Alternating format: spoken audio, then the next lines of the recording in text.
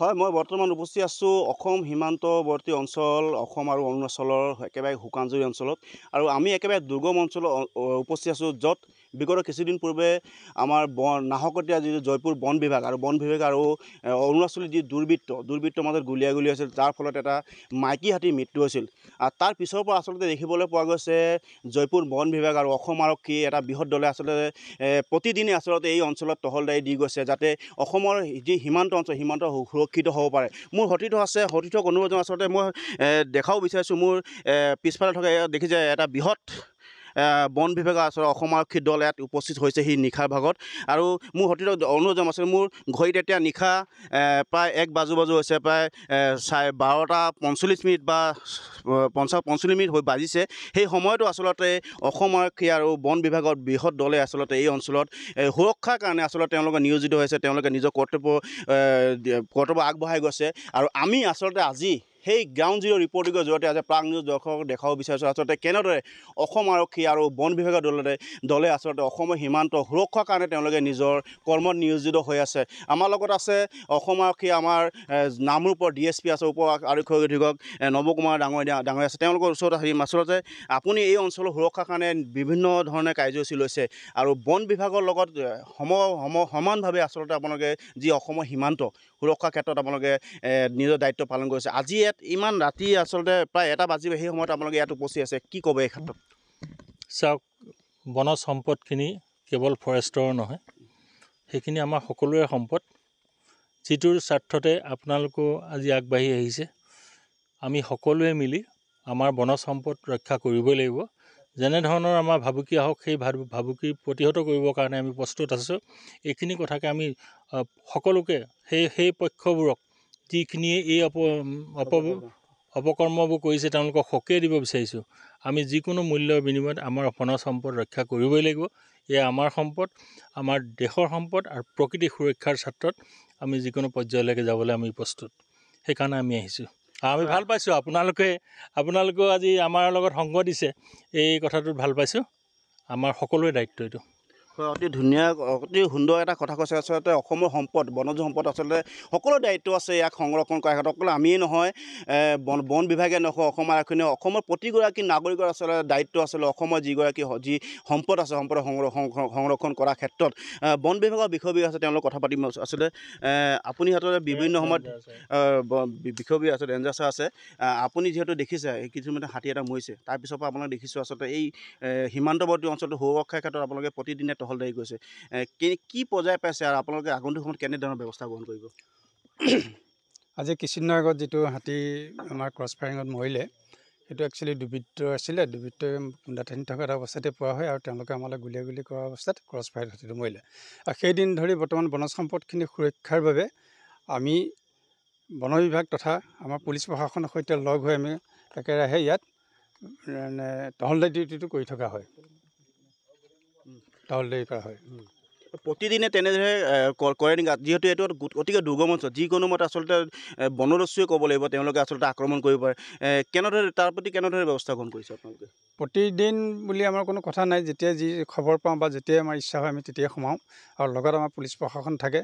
গতিকে সেইটো কাৰণে আমি বিশেষ এটা অন্য ধৰণৰ চিন্তা নকৰোঁ, খালি আমাৰ বনজ সম্পদ সুৰক্ষা হ'ব লাগে। হয়, অতি গুৰুত্বপূৰ্ণ কথা আছে। আচলতে মই আৰু গুৰুত্বপূৰ্ণ কথা কৈছোঁ, আজি যিহেতু আমি নিশাৰ ভাগত আচলতে প্ৰায় 1 বাজিব, আমি সেই সময়ত আজি উপস্থিত হৈছোঁ।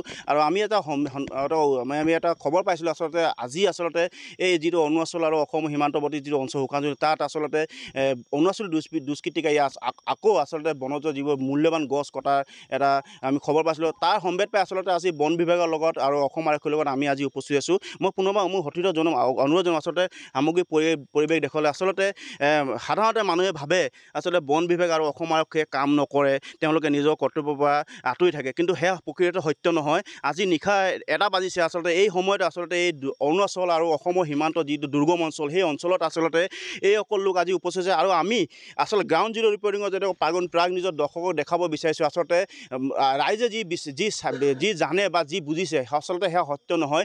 অসমৰ অৰুণাচল যি অসমৰ যি বনজ সম্পদ বা অসমৰ যি সম্পদসমূহ সুৰক্ষাৰ ক্ষেত্ৰত অসম আৰক্ষী আৰু বন বিভাগ যে তৎপৰ প্ৰতিটো ক্ষেত্ৰত সেই দৃশ্য আচলতে আমি আজি প্ৰাগ নিউজ দৰ্শক আমি দেখুৱাব বিচাৰিছোঁ আৰু সেয়া প্ৰকৃত সত্য আৰু তাৰ খবৰ ল'বলৈ তাৰ বুজ ল'বলৈ আমি আচলতে আজি এই স্থানত উপস্থিত আছোঁ আৰু মোৰ সতীৰ্থই পুনৰবাৰ দেখুৱাইছে সেই সামগ্ৰিক পৰিৱেশ মই সতীৰ্থক অনুৰোধ কৰিছোঁ আচলতে নিশা ভাগত এনেদৰে বন বিভাগ আৰু আৰক্ষী দল হেৰি উপস্থিত আছে আমাৰ মাজত বন বিভাগৰ আৰু এগৰাকী কৰ্মী আছে তেওঁলোকৰ কথা তেওঁলোকে আচলতে বিভিন্ন সময়ত মই দেখিছোঁ তেওঁ লগ পাই থাকোঁ আচলতে বন সংৰক্ষণৰ ক্ষেত্ৰত তেওঁলোকে বিভিন্ন সময়ত জড়িত হৈ থাকে আপুনি আচলতে বহুত পুৰণা এজনী ব্যক্তি আচলতে আপুনি বন বিভাগৰ কৰ্মী নহৈও আচলতে NGO থ্ৰুদি আপুনি কাম কৰি আছে বন সংৰক্ষণৰ ক্ষেত্ৰত কেনেদৰে ব্যৱস্থা গ্ৰহণ কৰিছে আৰু আপোনাৰ কি অসুবিধা আছে অকণ জনাব নেকি আমি ভাবোঁ যে আমি আমাৰ এখন দিহিং পাহাৰ ৰাষ্ট্ৰীয়খনত বহুত আমাৰ গছ-গছনি মূল্যৱান গছ আছে বন্যপ্ৰাণী বহুত আমাৰ মৰম লগা স্নেহৰ শ্ৰদ্ধা বস্তু আছে সিহঁতে যেনেকৈ আমি ৰক্ষণাবেক্ষণ কৰোঁ সেইটোৱে আমাৰ দায়িত্ব আমি সদায় আমাৰ পুলিচ প্ৰশাসনৰ মই যদিও বনৰ কৰ্মী নহয় মই NGO এটাত আছোঁ আমাৰ সদায় আমাৰ ফৰেষ্ট ডিপাৰ্টমেণ্ট অফিচাৰ ছাৰহঁতৰ লগত কম্প্ৰমাইজ ৱাইজত আমি পেট্ৰলিং কৰি যাতে আমাৰ এখন সদায় জীয়াই থাকক নৱপ্ৰজন্মই আমাক দেখক এখন অতীতলৈকে জীয়াই থাকক বুলি সেয়ে মই কামনা কৰি পেলাই আমি কামবিলাক সুচাৰুৰূপে কৰি যাওঁ এয়াই মই ক'লোঁ আৰু অতি সুন্দৰ কথা হৈছে আমাৰ নৱপ্ৰজন্মে আচলতে আমাৰ যি বৈশিষ্ট্য আমাৰ যি সম্পদ সেই সম্পদসমূহৰ বিষয়ে আচলতে কিছু জ্ঞান পাওক তাৰ উদ্দেশ্যে আচলতে এই সকলো লোকে কৰ্মীসকলে কাম কৰিছে মই পুনৰবাৰ কৈছোঁ আচলতে বন কৰ্মী আৰু অসম আৰক্ষীৰ লগত আমি নাহকতে সাংবাদিকসকলে আহি উপস্থিত আমাৰ আকৌ সাংবাদিক বন্ধু এগৰাকী আছে তাৰ লগত পোনপটীয়াকৈ কথা পাতিম আচলতে আমি বিভিন্ন সময়ত দেখোঁ আচলতে মানুহে কয় বন কৰ্মী কাম নকৰে অসম আৰক্ষীয়ে কাম নকৰে কিন্তু আজি ৰাতিয়ে মই পুনৰ কৈছোঁ ৰাতি 1টা বাজিব হৈছে ৰাইজ এই বন কৰ্মী আকৌ অসম আৰক্ষী আমি আজি উপস্থিত হৈছোঁ নিজে দেখিছোঁ গ্ৰাউণ্ড জিৰ' ওপৰত দেখাইছোঁ যে তেওঁলোকে কেনে কাম কৰিছে এই ক্ষেত্ৰত আপুনি কি ক'ব হয় আচলতে আমি সঘনাই বাতৰি পৰিৱেশন কৰি আহিছোঁ যে ইয়াত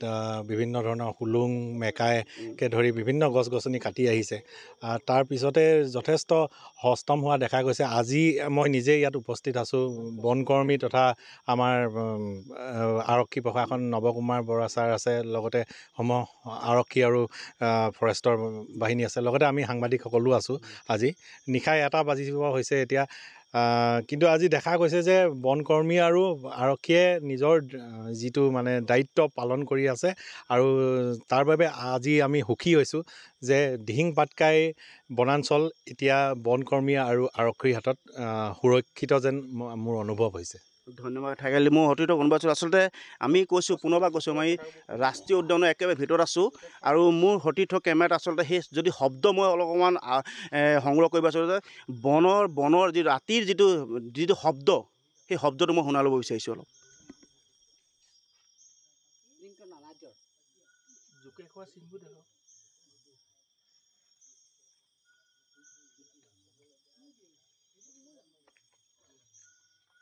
হয় এয়া হৈছে দিহিং পাটকাই ৰাষ্ট্ৰীয় উদ্যানৰ ভিতৰৰ আচলতে বনৰ আমাৰ অভয়াৰণ্যৰ শব্দ আচলতে এই শব্দ আচলতে চিৰসেউজ হৈ সদায় থাকক সেয়ে আমি কামনা কৰোঁ আমাৰ যিটো অসমৰ যিটো সীমান্ত যিটো বনজ সম্পদ সেই সম্পদসমূহ সদায় জীয়াই থাকক তাই আমি কামনা কৰোঁ আৰু এই ক্ষেত্ৰত আমি অসম আৰক্ষী আৰু বন বিভাগে যেনে তৎপৰতা গ্ৰহণ কৰিছে সেই ক্ষেত্ৰত আমি আমাৰ প্ৰাগ নিজৰ ফালৰ পৰা সদায় আমি উৎসাহ যোগাই যাম আৰু এই ক্ষেত্ৰত আমি আগন্তুক সময়তো আচলতে তেওঁলোকৰ সদায় আছোঁ আৰু সদায় থাকিম বুলি এই ক্ষেত্ৰত আমি কথা দিছোঁ